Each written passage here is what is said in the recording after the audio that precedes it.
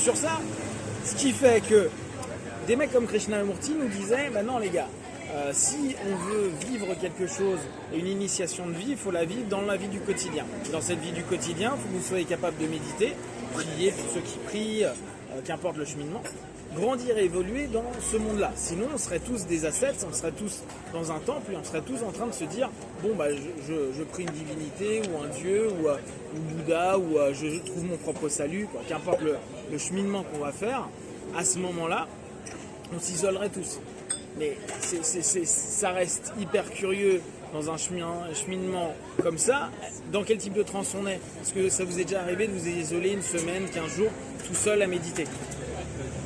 On le fait avec des... tout seul. Et à méditer. Dans un monastère. Donc. Ouais, ou dans un monastère. Mais déjà dans un monastère, avec du monde. Seul. Donc, la transe que l'on crée, la plupart du temps, c'est une transe hyper subconsciente. Parce qu'au bout d'un moment, tu n'as plus les logiques et les normes sociales qui reviennent. Donc, tu es un peu easy, entre guillemets. C'est une galère, c'est dur, etc.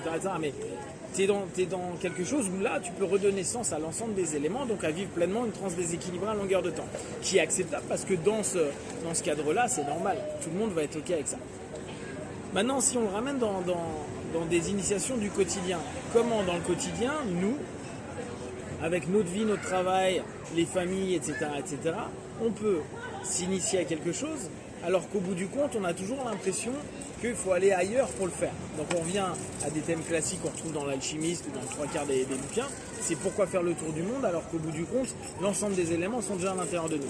Sauf que dans une société qui ne nous permet pas d'être dans une transe déséquilibrée, comment on va faire pour gérer cette quête de sens qui est aujourd'hui un appel pour beaucoup de personnes? C'est pour ça qu'il y a autant de personnes qui deviennent... qui changent leur mode de vie et qui vont complètement se dire ça n'a pas de sens, je pollue trop, ou je mange des animaux, ou je fais ceci ou je fais cela. Et pour eux, ils vont trouver un sens au travers de cette notion-là, quitte à la défendre hyper logiquement vis-à-vis d'autres personnes qui ne sont pas d'accord. Donc trouver sa quête de sens, donc un chemin initiatique dans cet ici et maintenant, dans le quotidien, sans changer forcément ton quotidien, donc tout en acceptant de plus en plus une notion logique, ça devient très compliqué. Et ça, dans les bouquins, ils te le disent qu'à la fin. À chaque fois, ils disent, t'as vu là tout ce que tu viens de faire? Tu aurais pu le faire en restant chez toi. Ok. Maintenant, on va prendre le cas de ceux qui restent chez soi. Donc, vous voyez, l'idée, c'est de dire, on part d'une idée qui est, on nous dit que pour l'initiation, il faut partir dans une transe qui est déséquilibrée, plutôt subconsciente, pour commencer à voir des signes, percevoir des choses, et se laisser entraîner de fil en aiguille vers l'expérience de la vie, qui nous ramène à ici et maintenant. Mais au fur et à mesure, on se rend compte que tout ça nous arrive à une conclusion que ça aurait été très bien de rester chez nous à bouffer 2 pizzas, ça aurait été la même chose si on travaillait sur nous et qu'on se retrouvait avec nous-mêmes. Sauf que sans le chemin, on n'arrive pas à la conclusion. Donc est-ce qu'on peut faire cette conclusion? Et cette conclusion, on dit, ouais, il faudrait dans ce cas-là faire beaucoup de méditation, beaucoup de choses, etc. Mais là, on se retrouve dans un autre problème, c'est comment tu peux être dans de l'auto-initiation, de changement de vie dans un quotidien qui est ton quotidien, qui est déjà un pattern, sans interruption de pattern. Ça devient compliqué. Donc tout est en nous, on n'a pas besoin de bouger. Pour ça, maintenant, on nous dit il y a de la méditation, de l'auto-hypnose, de la pleine conscience, on s'en fout du nom.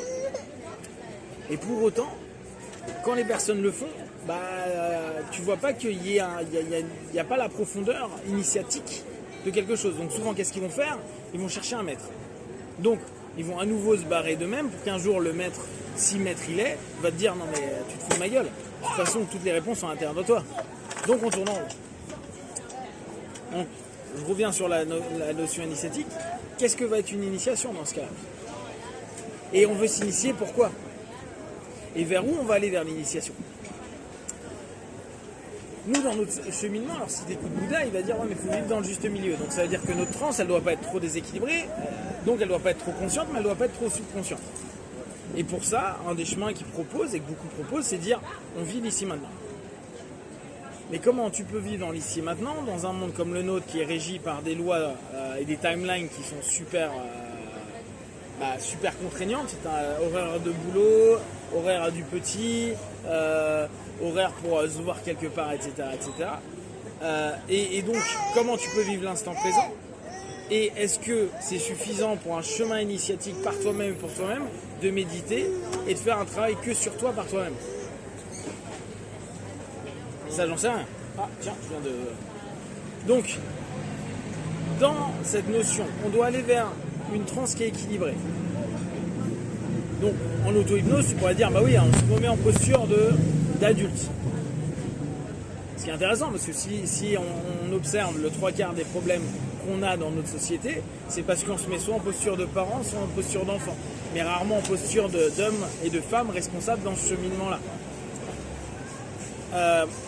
Et on devient apte à accepter que des choses ne soient pas sous notre contrôle, parce qu'on n'est plus l'enfant qui va être tout puissant, quoi, le parent qui va être tout puissant ou l'enfant qui subit.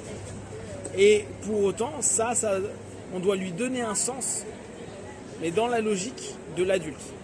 Et là, à ce moment-là, on commencera à avoir un chemin initiatique. Mais le problème, c'est comment fait-on pour rester à un endroit, évoluer et grandir dans cet endroit-là, sachant que tous les patterns qui nous ramènent à cet endroit-là nous ramènent dans des postures d'enfants ou de parents.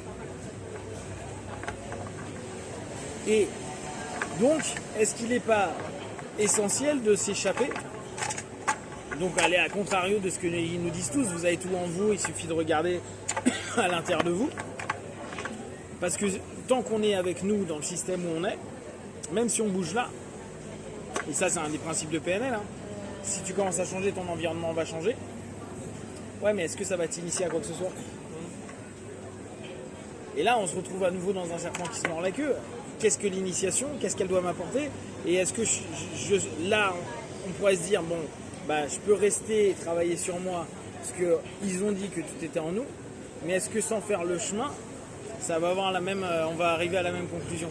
Est-ce que la conclusion, elle n'est pas possible qu'à partir du moment où tu as fait tout ce putain de chemin, où tu t'es pété la gueule, où tu es allé rencontrer des gens, où tu as trouvé ça nul, bien, super, et qu'au bout du compte, on arrive à un moment où on se dit, ah bah oui, mais en fait, tout ça servait à rien. C'est souvent ce que j'explique aux gens, où tu dis, bah, les gens qui fantasment d'avoir plein d'argent se disent, ah ouais, mais quand j'aurai plein d'argent, je ferai ci, ça. Ils ont plein d'argent, ils font ci, ça, ils sont pas plus heureux. Et ils peuvent te dire après très clairement, parce qu'ils l'ont eu, ouais, mais en fait, on n'a pas besoin de tout ça. J'ai fait les plus beaux hôtels du monde. Bah maintenant, je peux aller au F1 tous les soirs. J'en ai rien à battre. Parce que, en fait, un hôtel, c'est qu'un hôtel. Mais tant que t'es pas allé dans l'hôtel, tu te dis putain, ça doit être trop bien d'être dans un hôtel comme ça. Donc, dans la quête initiatique, qui est basée sur développement de soi-même, qui est la suggestion de base, tu vois, découverte de toi et donner un sens. Est-ce que le sens, il peut exister si on n'a pas pris une direction et si on n'arpente pas une direction? Mais la connaissance de soi passe déjà par l'expérience externe. Ouais, complètement. Sauf que là, tu vois, en disant ça, tu vas à l'inverse des conclusions de la plupart des petits ouvrages. Après, j'en ai pas lu 1 milliard, quoi. J'en ai quand même lu certains avec les années, mais on arrive tout le temps à ça. Donc, je suis d'accord. Donc, ce qui veut dire qu'on est obligé, à un moment ou à un autre, de vivre en trans subconscient et d'une certaine manière de s'isoler de son quotidien, de casser ses patterns avant. Donc on revient à un truc tout simple. À quel moment le faire? Parce que si tu le fais au moment où tu as fondé une famille, ça risque d'être un peu compliqué. Ouais, salut, je me casse en quête initiatique pendant 2 ans au Tibet. Là, c'est un peu dur. Chouette, hein, chouette. Je te laisse avec les gamins. Non.